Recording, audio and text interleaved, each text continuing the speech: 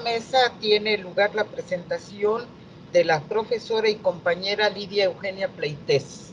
Play, ¿está ya conectada? Sí, estoy conectada. Muy bien. Lo que pasa es que estoy en un área donde no alcanzo a ver. No, yo he estado conectada desde Uguamao. Desde hace rato, sí. Me voy a pasar a presentar a la profesora Lidia Pleites, también compañera militante del Partido Socialista de los Trabajadores y del Frente Cardenista de Reconstrucción Nacional. Lidia Eugenia Pleites es profesora de educación primaria, egresada de la Normal Rural Licenciado Benito Juárez de Panotla, Tlaxcala, licenciada en educación básica.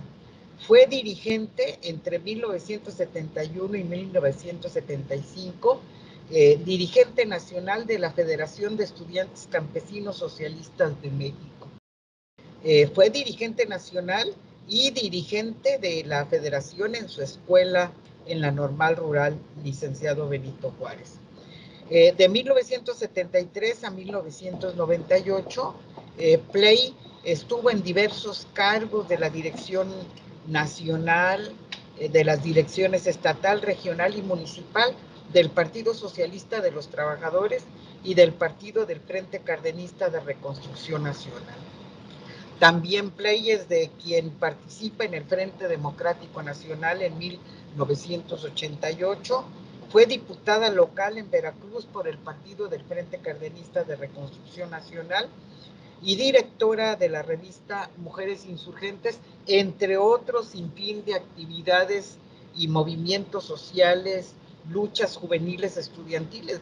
Yo recuerdo a Pley que éramos muy jóvenes, de la Normal Rural, que era dirigente de las, y que se cuentan distintas anécdotas de las luchas de la Normal Rural de Panotla, puras mujeres, por cierto, muy combativas y luchadoras. Le doy la palabra, sin más, a Lidia Pleites. Adelante, Pley. Con su ponencia, la educación superior en el periodo del cardenismo, normales rurales y el Instituto Politécnico Nacional. Muy buenas Adelante. Tardes. Muy buenas tardes, muchas gracias, Luisa, muchas gracias a los organizadores por la oportunidad de poder recordar aspectos importantes de la historia y también de mi vida. Soy parte de las escuelas normales rurales. De hecho, junto con mi presentación, tengo un documento, pero quisiera empezar a decir que yo entré a la Normal Rural de Teteles, Puebla, en el 68, como repercusión del 68 a nivel nacional, la represión de los estudiantes, aunque no fue muy conocido, también le tocó a las escuelas normales rurales. En ese entonces eran 29 escuelas normales rurales, una en cada estado de la República. Estando apenas en primer grado de la Normal Rural, cuando estaban integrados en el internado secundaria y profesional, se da el golpe a las normales y en 1969 se da la separación. En la separación desaparecen prácticamente a 14 escuelas, a las que los convierten en secundarias técnicas. Me tocó estar allí y algunas de las cosas que recuerdo que eran verdaderamente hermosas de esa etapa, me tocó un año disfrutar todo este ambiente político tan interesante. Y fue un año increíble y yo tenía 12 años de edad. De hecho, era una niñita como los niñitos de esa época de 12 años.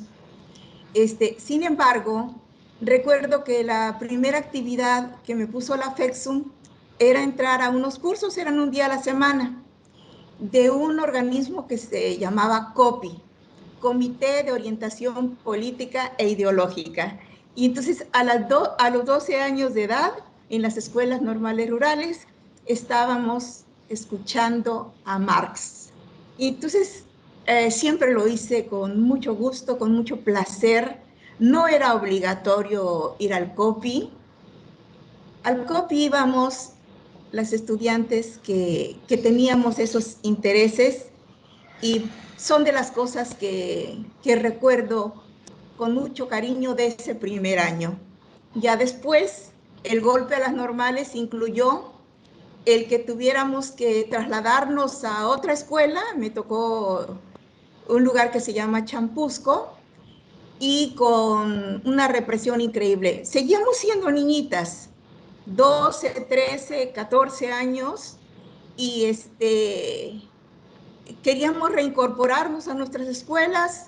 Nos quitaron la luz, nos quitaron la alimentación, se llevaron a las dirigentes a un lugar desconocido, y ya después supimos que las llevaron directamente a su clase y las expulsaron. O sea, me tocó vivir en carne propia esa represión.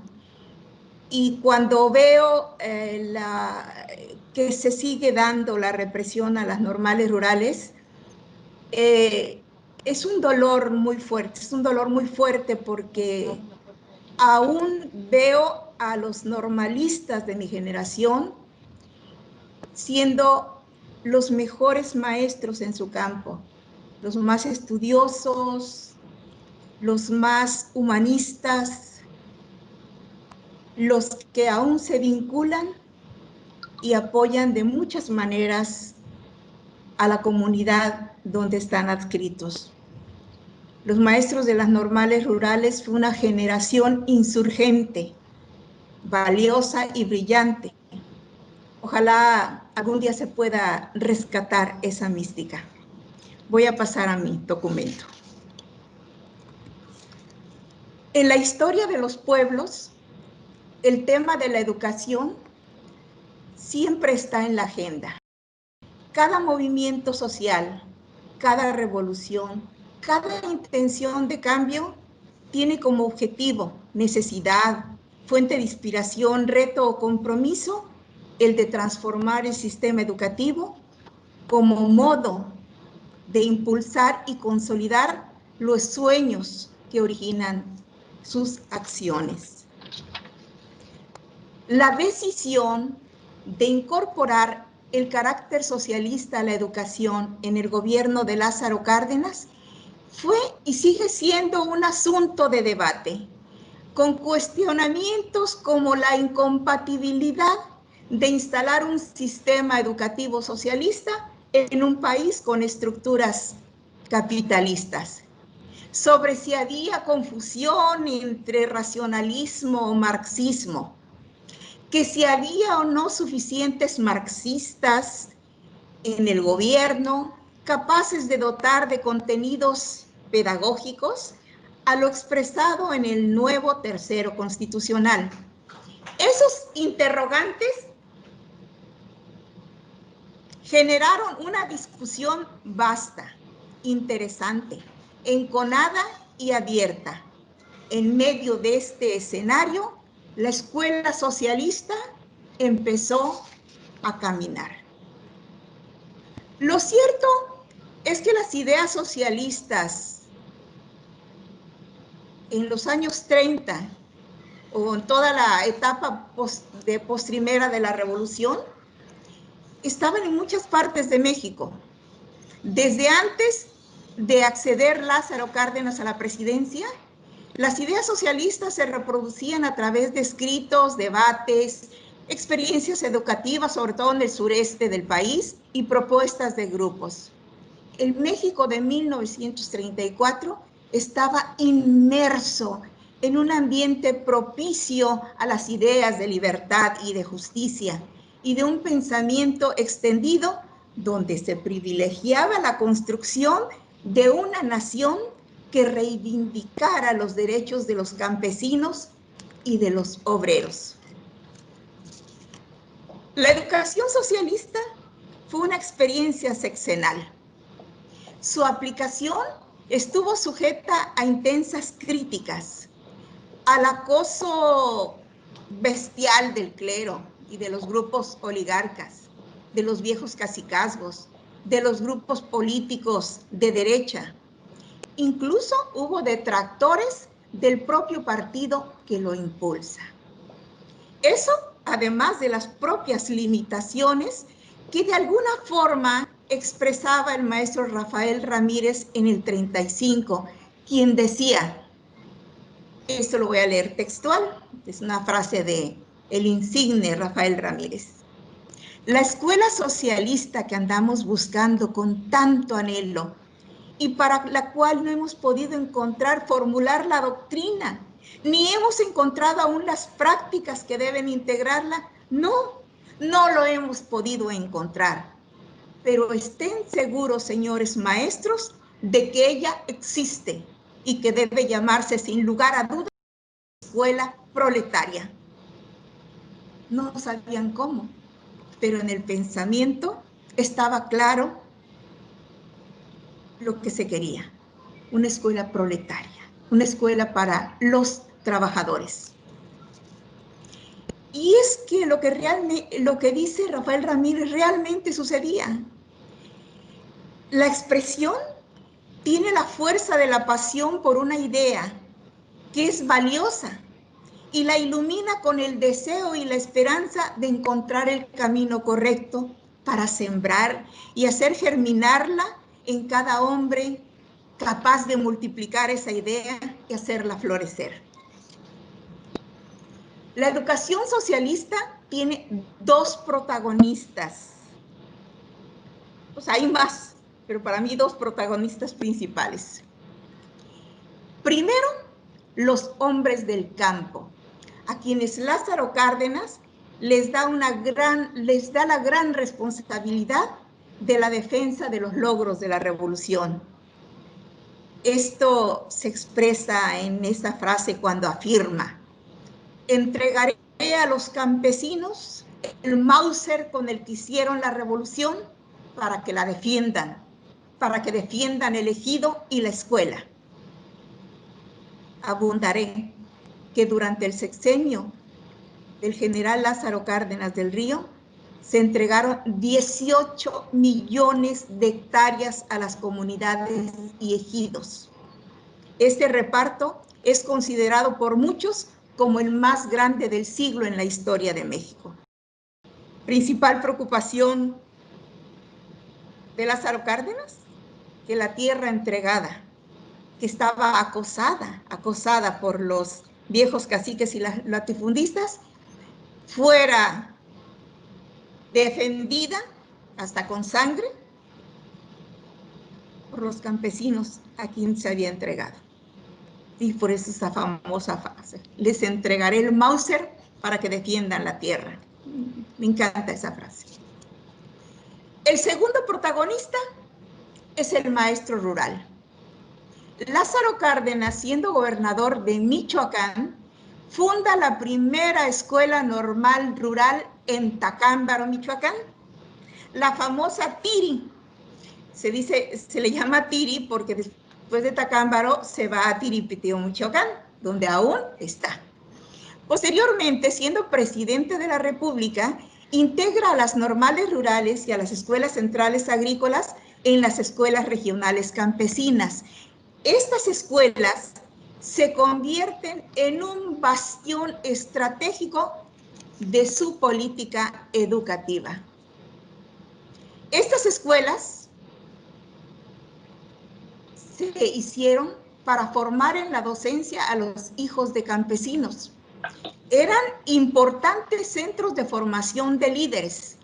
Allí eran enviados los jovencitos más aguerridos y estudiosos de las comunidades con la consigna de convertirse en maestros y regresar a sus pueblos a enseñar, junto con el abecedario, las formas de mejorar la siembra, las formas de preservar la salud, cómo construir casas, cómo construir letrinas, cómo construir huertos, pero sobre todo, a ser capaces de concientizar al pueblo de la forma de defender los bienes conquistados con sangre por sus padres y abuelos.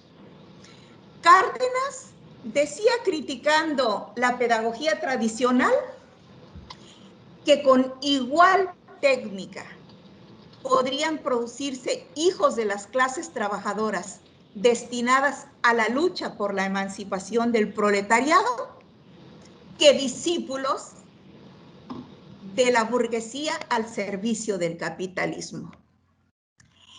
Y armó una nueva revolución en la revolución, llamando al magisterio a elevarse a la calidad de guiador social.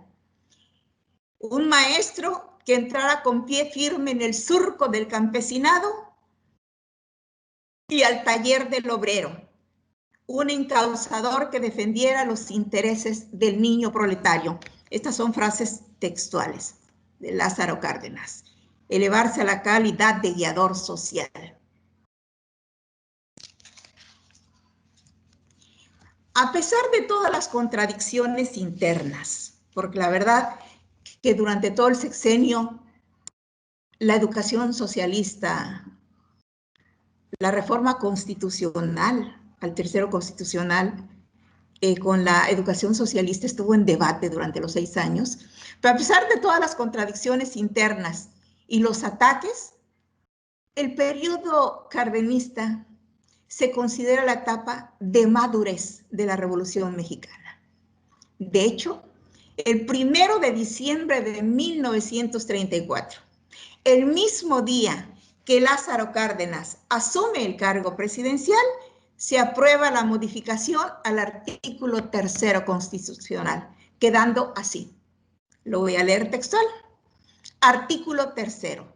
La educación que imparta el Estado será socialista y además de excluir toda doctrina religiosa, combatirá el fanatismo y los prejuicios, para lo cual la escuela organizará sus enseñanzas y actividades en forma que permita crear en la juventud un concepto racional y exacto del universo y de la vida social.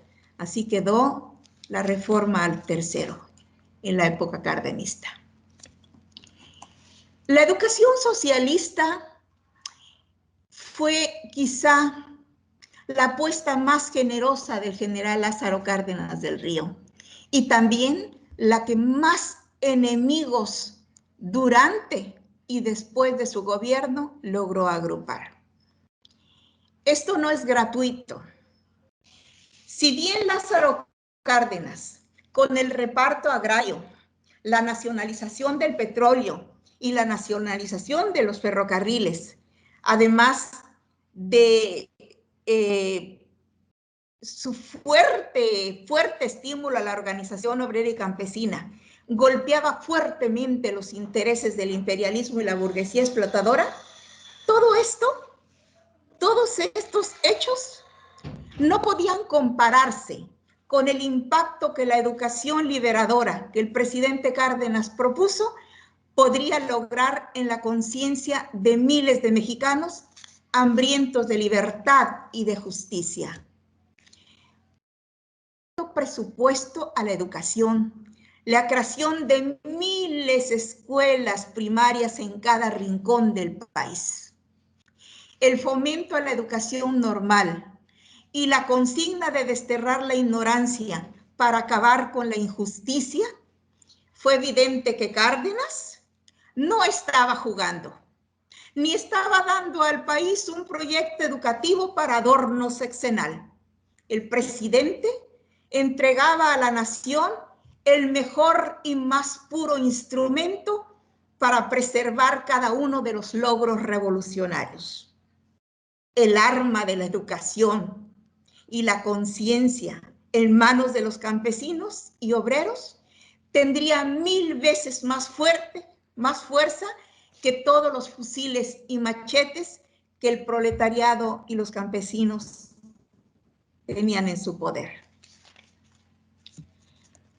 En 1934 comentaba el general que quizá la razón del filantrópico placer que muchos empresarios sentían al patrocinar a los estudios de los hijos de sus salariados era que cada hijo de obrero y campesino que ingresaba a la universidad era un líder en potencia que perdía el proletariado y un técnico más rendido al servicio de los poseedores de la riqueza. Por eso su interés en la creación de las escuelas industriales y especialmente en la fundación del Instituto Politécnico Nacional, con el objetivo de entregar el conocimiento y la técnica a los obreros y campesinos, a quienes la enseñanza les hiciera socialmente útiles para sus comunidades y organizaciones. El Politécnico Nacional era en ese momento la expresión de la conciencia antiimperialista que existía en el país. El Instituto Politécnico Nacional fue un importante recurso para subsanar las necesidades de ingenieros y técnicos calificados que la expropiación de la industria petrolera y de los ferrocarriles ha originado. Ante la salida abrupta de los ingenieros y técnicos extranjeros a cargo de la operación de la industria, los técnicos, los ingenieros del Instituto Politécnico Nacional pronto fueron capaces de incorporarse a esa gran tarea. Voy a seguir hablando de las normales rurales. Las normales rurales florecen durante el cardenismo. Las más hermosas haciendas expropiadas dan cobijo a los hijos de campesinos, que se disponen a preparar como maestros para la nueva escuela socialista. No piensen que soy ridícula cuando digo las más hermosas.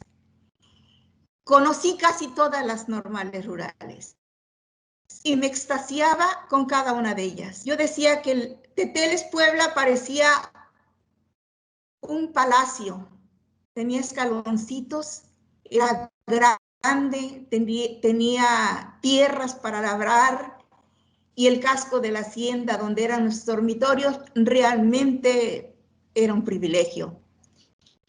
Champusco Puebla, otra hacienda hermosa, San Marcos Zacatecas, Aguilera Durango, Matumaxá, El Meche, haciendas hermosas alojando a hijos de campesinos para recibir estudios y conciencia. De las normales con su poderosa organización estudiantil, la Federación de Estudiantes Campesinos Socialistas de México, FECSUM, egresaron miles de maestros que fueron parte de una generación insurgente, combativa, llena de ideales nobles, deseosa de llevar la educación liberadora a sus pueblos. La Federación, en 1935, en la Escuela Normal Rural de Roque, Guanajuato, se integra también con el auspicio y el estímulo de Lázaro Cárdenas. La formación de maestros en las normales rurales, su incorporación a las comunidades, su conciencia social y su integración a las luchas del pueblo, de inmediato generó enemigos hasta la subida. En 1922, el clero reaccionario llamaba a las normales las escuelas del diablo. En 1960, Díaz Ordaz cerró y reprimió a los estudiantes de las normales rurales. Quitó 14, solamente dejó 15 de las 29 que había en ese momento. En los 70 se usó de pretexto la justa lucha del maestro Arturo Gamis en Chihuahua. Ya lo había dicho hace un rato Ansaldo, una parte de la historia, el asalto al cuartel Madera, donde la lucha era muy justa, estaba luchando, despojado de tierras. Tan es así, tan rudo, que el gobernador en ese entonces, en Chihuahua, dice, tierra querían, tierra les doy, cuando los estaban enterrando después de haber masacrado a los guerrilleros, la mayor parte maestros. Bueno, la lucha de Arturo Gámez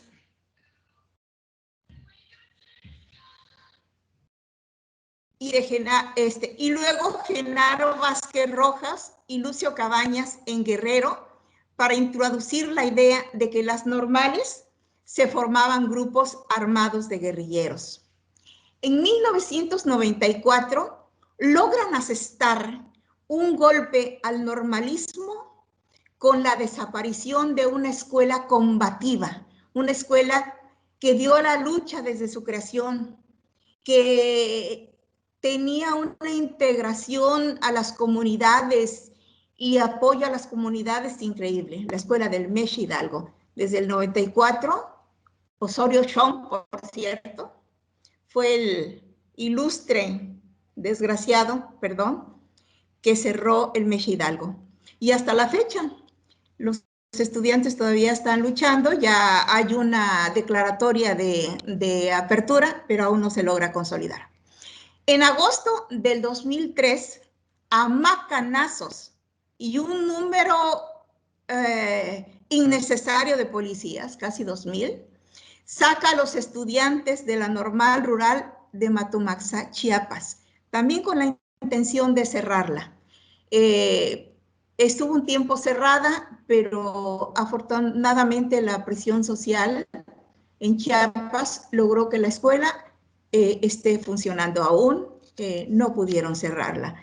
Igual como no pudieron, bueno, voy a decirlo más tarde.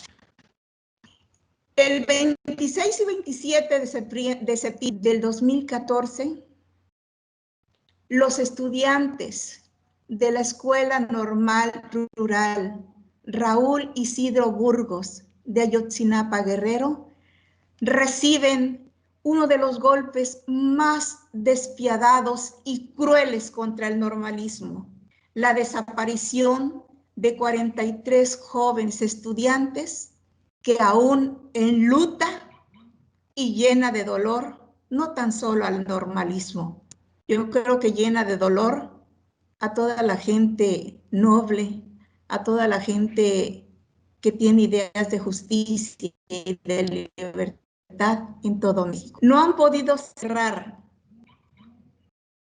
Ayotzinapa, porque desde estos hechos hay una protección de la sociedad hacia Ayotzinapa. La apadrinan intelectuales, la apadrinan exalumnos, la apadrina el pueblo, y la están cuidando. Por eso nadie puede ya cerrar Ayotzinapa. En la actualidad, estas y muchas agresiones más enfrentan las normales rurales. En el aspecto material hay enormes carencias. Los edificios de las escuelas carecen de mantenimiento. La matrícula disminuye. La asistencia alimentaria del internado es exigua. Son escuelas en el olvido. El olvido es el arma silenciosa. El olvido es el arma invisible con la que se pretende acabar con las últimas, las heroicas, las normales rurales que a pesar de los embates aún están de pie.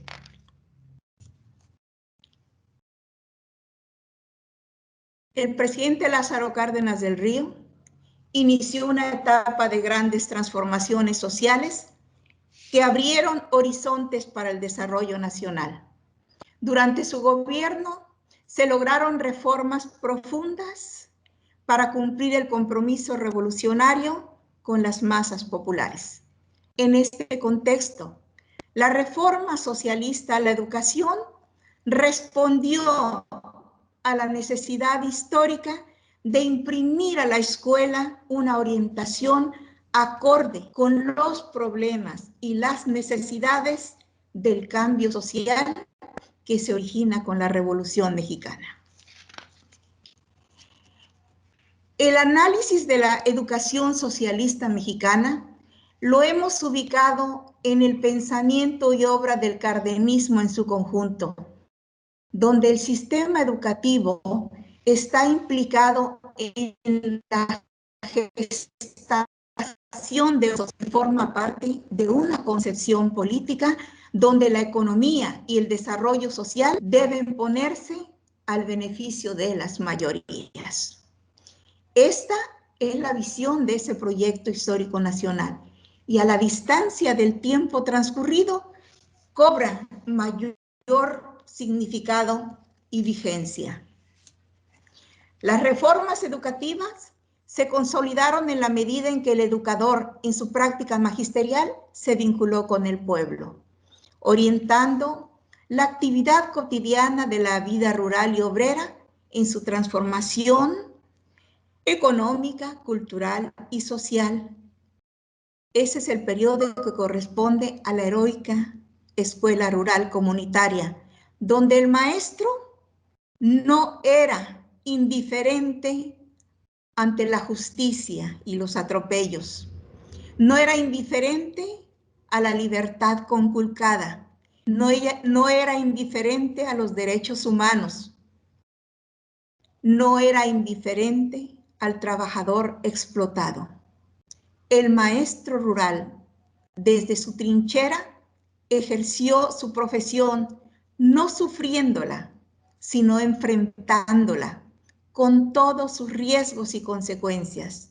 El maestro rural se transformaba a la vez que transformaba su entorno.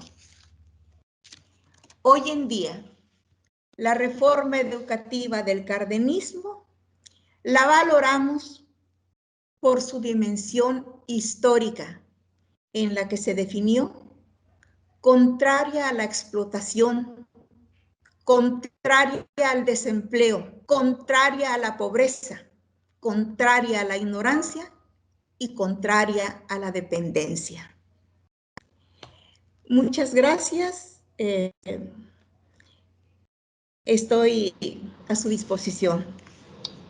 Muchas gracias, compañera profesora Lidia Bleites.